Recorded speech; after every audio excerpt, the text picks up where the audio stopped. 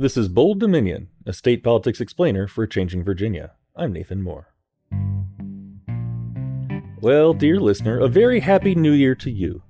Auld Lang Syne, as the poet says, a lovely Scottish phrase that means literally old long since, or in the way we actually talk in English, times gone by.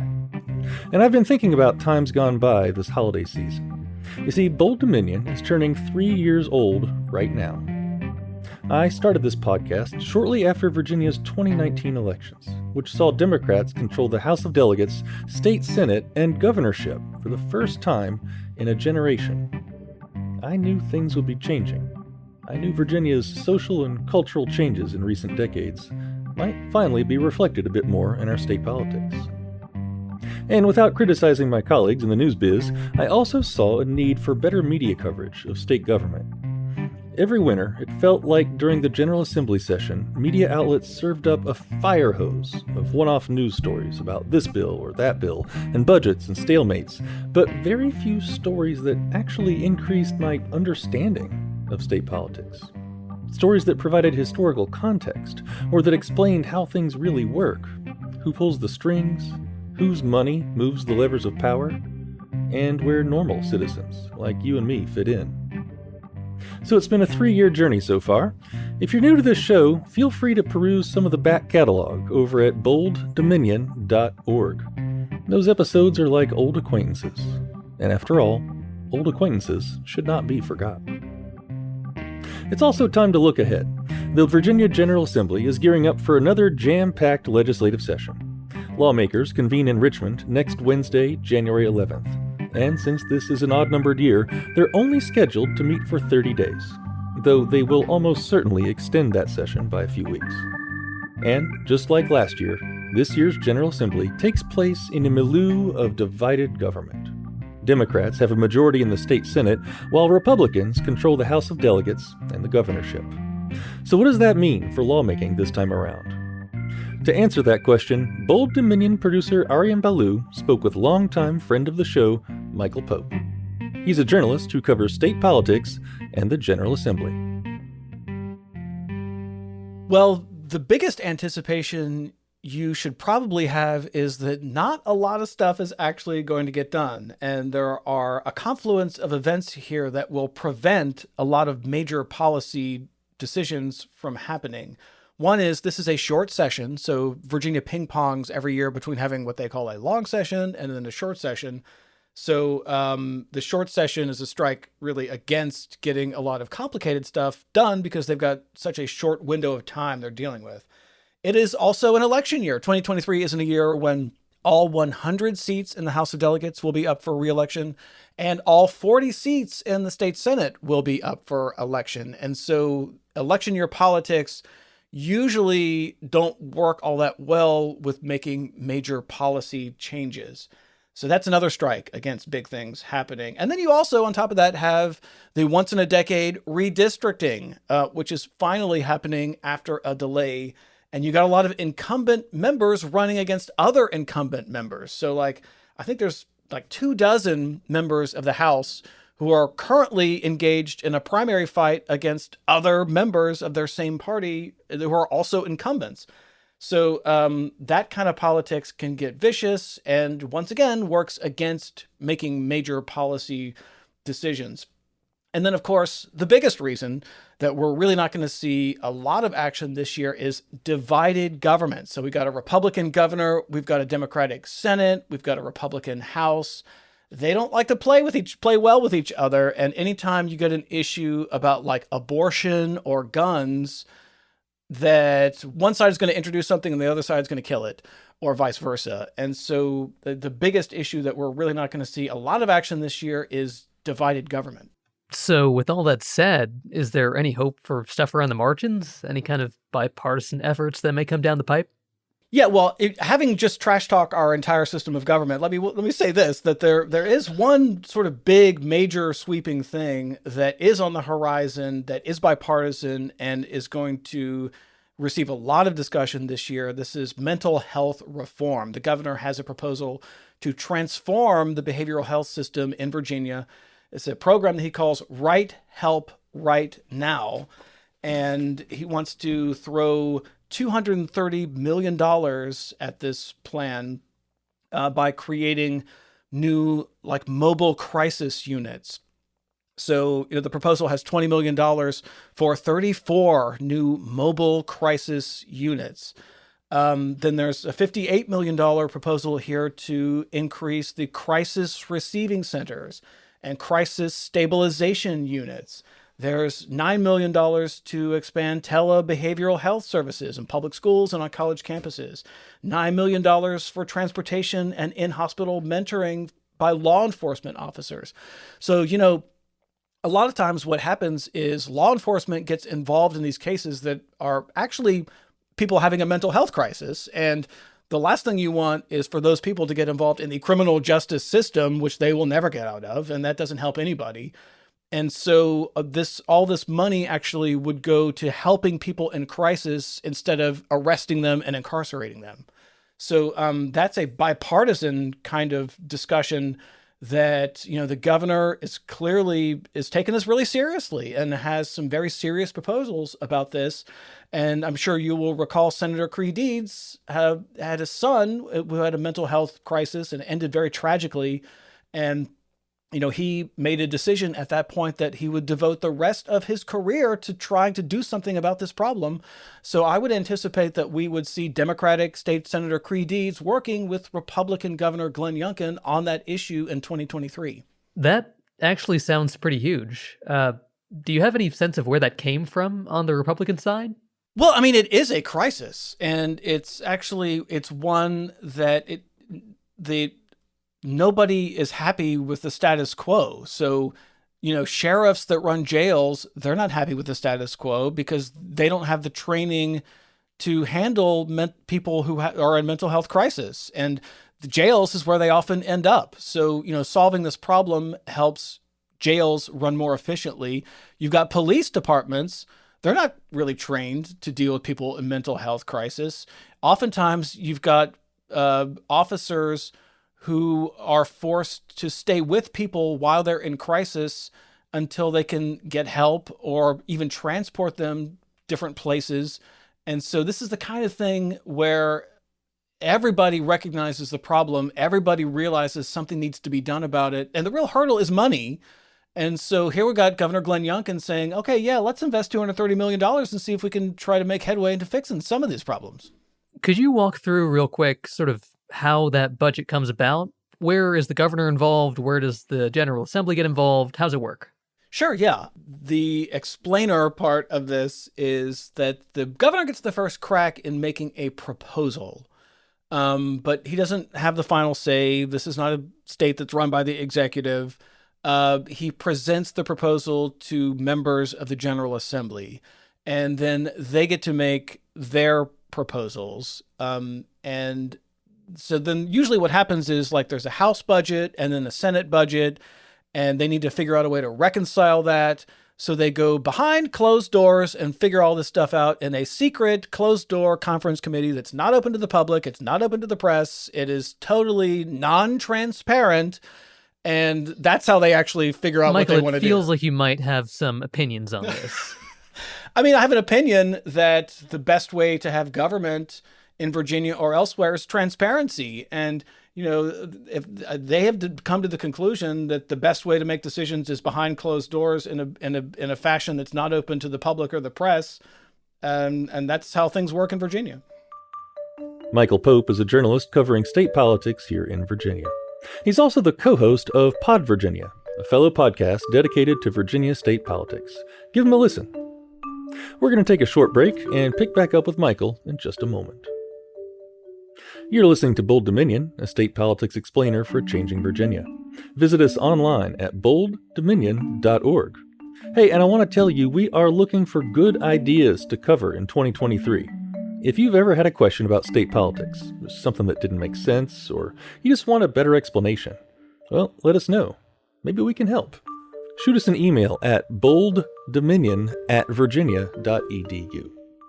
Anyway, you can always find us on Apple Podcasts, Spotify, and wherever fine podcasts are served up. Go ahead and subscribe. Hey, leave us a nice review while you're there. We like those.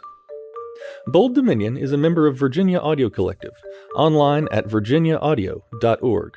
You can check out all the podcasts from the collective, from science to history to music to community affairs. We amplify the voices of people in our community and help them tell stories that matter. Listen and subscribe at virginiaaudio.org. And we're back with journalist Michael Pope. He's talking about what we can expect from the General Assembly in the legislative session that starts next week. Okay, so what else can we find in this proposed budget? What are some of the other big ticket items? Sure, yeah. Well, one of the biggest is tax cuts. So, Republicans love tax cuts. Governor Youngkin may be running for president at some time in the very near future. So it would really be the kind of thing he could talk about on the campaign trail, that he proposed $1 billion worth of tax cuts. So even if he's not successful in getting it done, just the fact that he proposed it can be a benefit to him in the future. Most of that is corporate tax cuts, so reducing the corporate tax rate from 6% to 5%. There is also a reduction in the state income tax. The governor also wants to make the tax code, the tax system, just a little bit more progressive by doubling the standard deduction, which is a wonky way of saying basically reduce the tax burden on most individuals in Virginia, including people at the lower end. There was a recent report from a state agency that outlined a whole bunch of menu items that could possibly make the state income tax more progressive. And the governor took most of those and threw them in the garbage can. Like a good example of this would be tying the income tax to inflation so that it would be updated continually as inflation moved on. We currently have a tax structure that taxes people who make an outrageously large sum of money at the exact same rate as people who make a moderate amount of money. So it's not at all tied to inflation. The governor had an opportunity to do that. He did not take it. And so he does want to make the tax code just a little bit more progressive by doubling the standard deduction. Some of the other things that are in the governor's proposal: $100 million for teacher retention bonuses, $100 million to fix the sewer system in Richmond, which dumps raw sewage into the river every time that there's a heavy rain.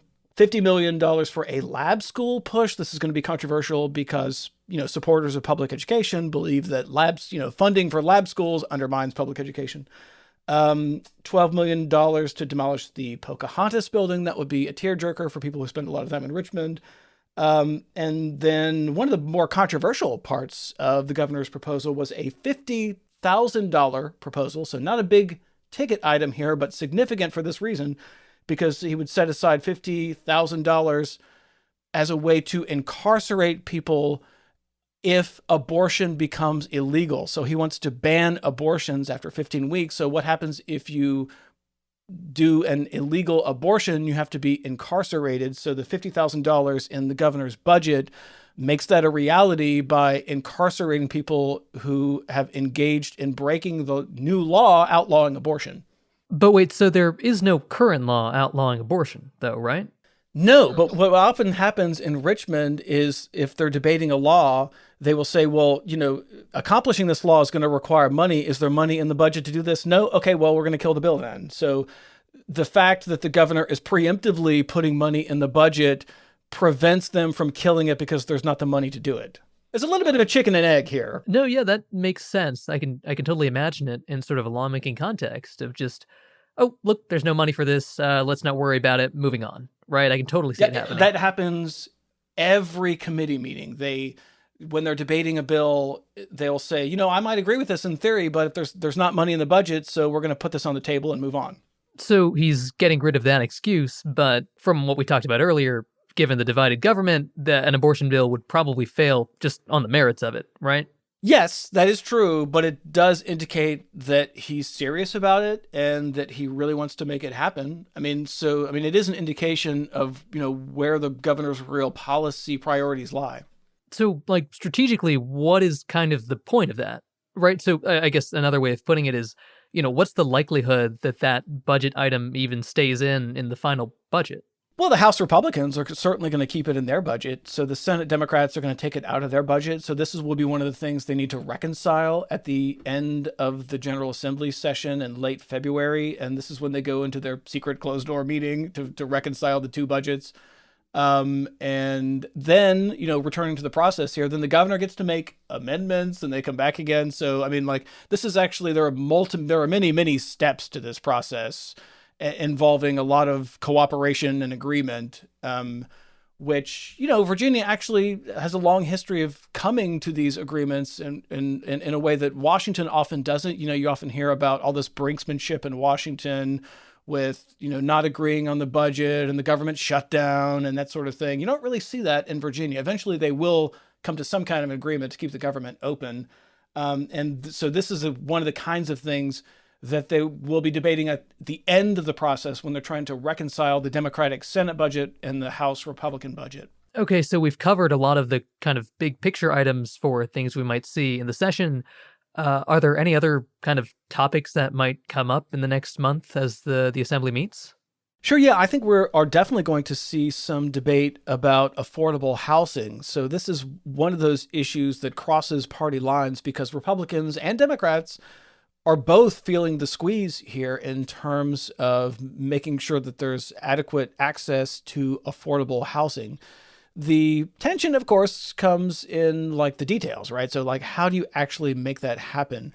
The governor has a proposal on this. It's called Make Virginia Home, which sounds good. And sort of the major outlines of the policy that the governor has released sound kind of good, increasing the supply of land for affordable housing, removing regulatory barriers to development, aligning development with economic development, development of land with economic development in terms of bringing businesses to Virginia, that sort of thing.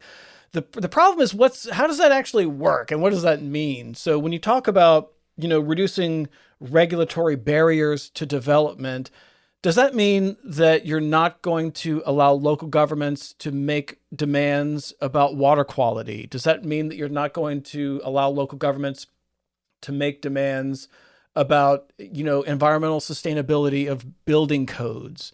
Everyone shares the bigger goal of increasing the availability of affordable housing. But if that means that you tell a developer that we're not going to hold you to these strict environmental standards, I think you're going to see some pushback on that. I feel like housing is just a perpetual topic that must always be coming up. And I guess that makes sense, right? Because the majority of zoning, I think, is residential. It's where people live is kind of the most important form of building that there can be to make.